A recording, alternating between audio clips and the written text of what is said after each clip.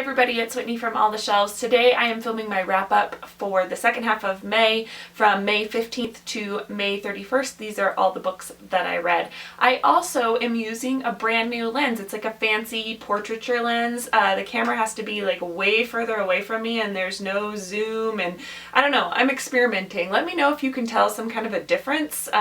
Hopefully it looks a little bit better, but honestly I have no idea. I am not very visually inclined. Alright, so first let's get my style guide out of the way. This month I read Style 10 Lessons in Clarity and Grace by Joseph M. Williams.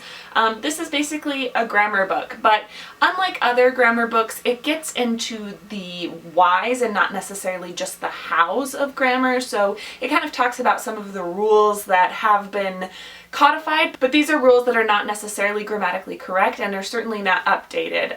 These days we feel okay about putting prepositions at the end of sentences sometimes. It's not grammatically incorrect to do so, but he talks about how you might want to end your sentences with a bit of a punch, and that's why we tend not to put prepositions at the end.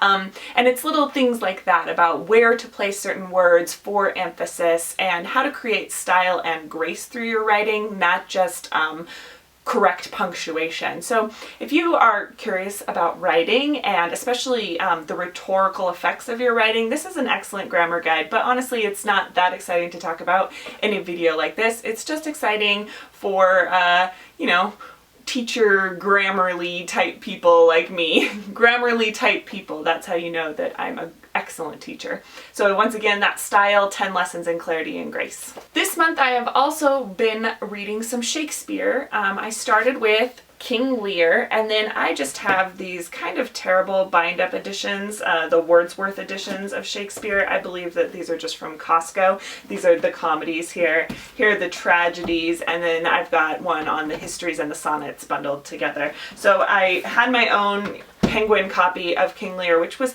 helpful, but the notes in this one are all in the back of the book, so I was kind of like flipping back and forth, and honestly eventually I just gave up and sort of let the language wash over me, and that was actually a lot more effective for me. And then these have no notes at all, which can be difficult, but I find that stuff is all online if you are getting confused. So I read King Lear, I read A Midsummer Night's Dream, and then I read Julius Caesar. Out of those three, King Lear is by far my favorite, and I think that we have that discussion all the time about King Lear potentially being Shakespeare's greatest play. It's so complicated.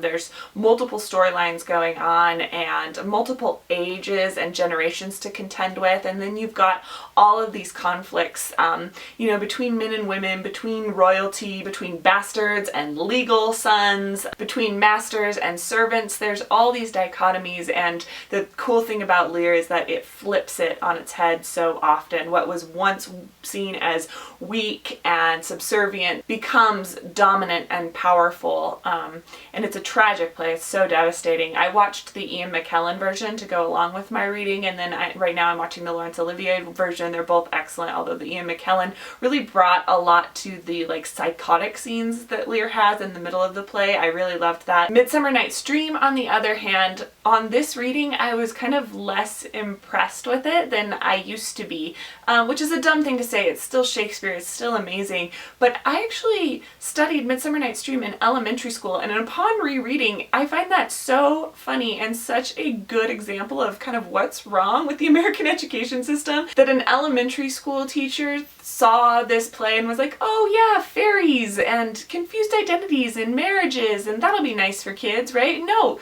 this play is all about sex, 100% about sex, and I'm not saying teaching kids about sex is wrong, although probably inappropriate at that age to be like, it doesn't matter who you marry, just have sex with a lot of people. I get that maybe we don't want to get into that with, you know, 11-year-olds. But the fact is that I am convinced that none of the teachers that were in charge of putting on this little play knew that that's what Midsummer Night's Dream was about, and that's a problem. That's a real problem. And so I'm trying to decide on a curriculum for next year. This age group is like 14 or 15-year-olds. That's probably something that I should know. And I need to decide between Julius Caesar and A Midsummer Night's Dream, and obviously that's not really a choice. I don't want to get into sex with 14-year-olds. I think that that's weird. So it's weird that that's the thing that we have to choose from. Anyway, so I chose Julius Caesar, which I think is a better play anyway, and that means that I can pair it up with the 1953 Brando version of the film, which is just absolutely fantastic. I love that film. It's beautiful. Brando's amazing as always and like super sexy. Plus the play has so much meat to it. There's so much to delve into about power and politics and betrayal, and I'm excited to do that. I think I could talk about Shakespeare for a very long time, but I don't know that there is anything that I could add to a discussion on Shakespeare. Honestly, I'm positive that there isn't anything I could add to a discussion, because this month I also read Bill Bryson's Shakespeare, the World as a Stage, and in it he talks about just how many Shakespearean studies are published each year. I mean, it's hundreds of publications on Shakespeare, and these are experts studying it. But I, of course, could talk about my personal response to some of the plays, and I want to know if that's something that you would be interested in. Like, I don't want to waste everyone's time or fill up everyone's feed with like Shakespeare thoughts if that isn't something that people would really want to talk to me about. Not necessarily that I'm looking for views on it or anything, but I don't really want to delve that far into it if the discussion kind of comes up dry, if you know what I mean. But I really should talk about this Bill Bryson book. It is very short. It's a biography, but in such a minimal way because we really don't know anything about Shakespeare, and so much of the stuff that people kind of speculate about him turns out to be wrong or just off base, completely unfounded kind of conjectures. We know when he was born, we know when he about wrote some of his plays, and we know when he died, and we know that he married Anne Hathaway. Oh, and we know that he had 3 children, and I mean, that's about it. We don't even know the orders that the plays were written in. We don't even know how he spelled his name, because we have 6 of his signatures, and they are all spelled in different ways. Apparently Elizabethans were pretty loose on spelling rules. So with all that in mind, it seems impossible to write a biography about Shakespeare, and Bill Bryson takes this kind of roundabout way of doing it, talking about how biographers have approached the idea of Shakespeare and kind of what his time period would look like, grabbing all the things we actually do know about Shakespeare's era and thinking about what that could mean for this figure of Shakespeare. It's a great little biography. I read it in 2 days. It's short. It's under 200 pages if I remember, or very close to 200 pages. And if you were ever curious about Shakespeare but don't want to delve into like really esoteric, like detailed studies, this would be a really good choice. Switching gears completely, this month I read my very first romance novel ever. It was Sarah Maclean's A Rogue by Any Other Name, and it was not for me.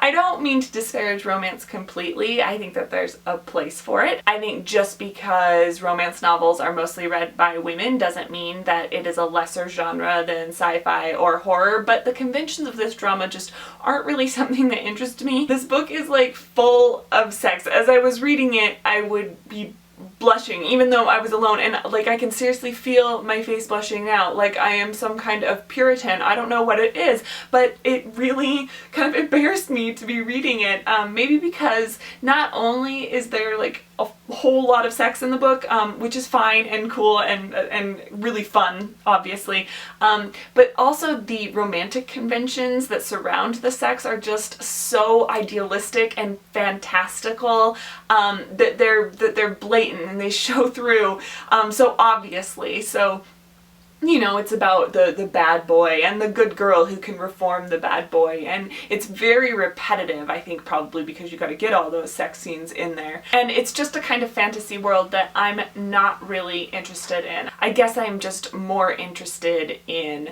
the kind of violence and politics and power play and even the kind of gender dynamics that happen in those other genres, rather than the kind that happen in romance genres. That being said, this one, A Rogue by Any Other Name, it was not terrible writing. I've read sci-fi and horror that's much worse than this, so if you're interested in reading a romance novel, perhaps this could be the one. The cover, though, by the way, is just like horrendous. If they had slapped something a little bit more classy on this, maybe just like a plain color with like some text, I would be way more interested in reading something like that, something that took itself seriously so that I could, and I know that there are all sorts of political problems that I just sort of dredged up in that sentence, so I'm gonna move on. Another genre novel that I read this month was The Assassin's Apprentice by Robin Hobb.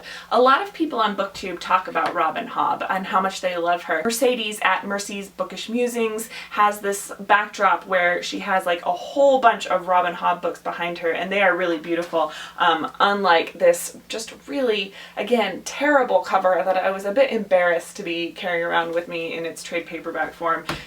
New covers, guys. Anyway, Mercedes really loves Robin Hobb, and I just heard Philippa at Garden of Reading talking about how much she liked Robin Hobb as a fantasy writer, so I'm really glad that I gave her a try because I absolutely loved this novel. It was another book about a bastard. Apparently that is just something that I'm interested in this month, is bastards. Anyway, it's this bastard who is a son of a prince who would have been in line to be king, but because he has this bastard son, things are complicated and upset quite a bit. This kid goes and moves sort of in the vicinity of the castle without being in line for the throne. And he learns some of the ways of a member of the royal class without actually being royalty, so he's going to be the king's man, which basically means that he is at the beck and call of the monarchy without actually having sort of any claim to the throne. So you have that kind of political maneuvering going on, and then another story is that there is a bit of magic in this world. The boy has the ability to be especially empathic and kind of inhabit somebody else's psyche. He can like send his own psyche into something else, be it animal or human, and feel their pain and really understand what they're going through, so he can kind of break through those existential boundaries and isolations that Sartre talks about. And what I really liked about this fantasy novel and this fantasy world building is because he started out as a bastard and so far removed from his heritage, he doesn't know anything about this magic, and so he's learning about it at the same time as we are, and there's also a little bit of secrecy surrounding it, so no one just like comes in and explains how magic works for him. I hate that kind of exposition in world building, so this book does that really well. Very subtle and very careful development. If you watched my library haul video, you saw that I have the second in the trilogy. It's called the Farseer trilogy, all lined up and ready to go when I'm finished with the two very long books that I'm reading right now, The Fireman and Grapes of Wrath. When I'm finished with those, I'm going to read the second in this series because I really loved it. And the last novel that I read this month was Arcadia by Ian Pierce. Jen Campbell recorded a video where she talked about how much she absolutely loved this book, and she compared it to his Dark Materials, that trilogy by Philip Pullman. I listened to his Dark Materials on audiobook a couple years ago, and the world building in that and this kind of fantastical, whimsical feeling that he managed to create was so unique and so compelling that it has stuck with me, and I think about it all the time, and whenever I'm reading a fantasy novel I feel like I kind of recall aspects of his Dark Materials, so I was very excited to read Arcadia. And I'm not going to talk about it a whole lot here because I am going to record a full-length review video of this book. I liked it so much and I want to give it the time and attention it deserves. But a very brief plot synopsis is that there are three different worlds. There is a fantasy world created by an author who lives in 1960s Oxford, and then there is a future world that is invested in both this fantasy world and the more contemporary 1960s world. And people are moving in and out of all three of these worlds. There's time travel, there's science fiction, there's swordplay, there's magic. It's just pretty incredible all that he can do. And as an added bonus, it is also an experiment in digital humanities, so he created an app for tablets and for smartphones where you can have some options in how you read the story. He has different maps set up, and you can read it chronologically, or you can read it by character, or you can read it by sort of setting and world, and you have a lot of different choice in how you read it. I didn't buy the app, but I just think that is so interesting, and I love that authors are starting to play with these kinds of digital media mediums, not just the more experimental authors who have been doing it for a while now, but more mainstream authors. That's very exciting to me. So those are all the things that I read in the second half of May. Let me know what you think of these books and this review. I'm especially interested in your thoughts on Shakespeare. Not only if I should make some Shakespeare videos, but also what your experience with Shakespeare has been, especially in a school setting. I'm very interested in how your teachers or your classrooms approached these plays and whether or not you had a good experience with it. For me, I did not love my Shakespeare in high school, and I feel like teachers approached it keeping the lowest common denominator in mind. But, you know, I hope that that experience is different in different schools. My school was good for a lot of things, it just wasn't great for Shakespeare. So yeah, let me know how that went for you, and I will see you in my next video. See you guys.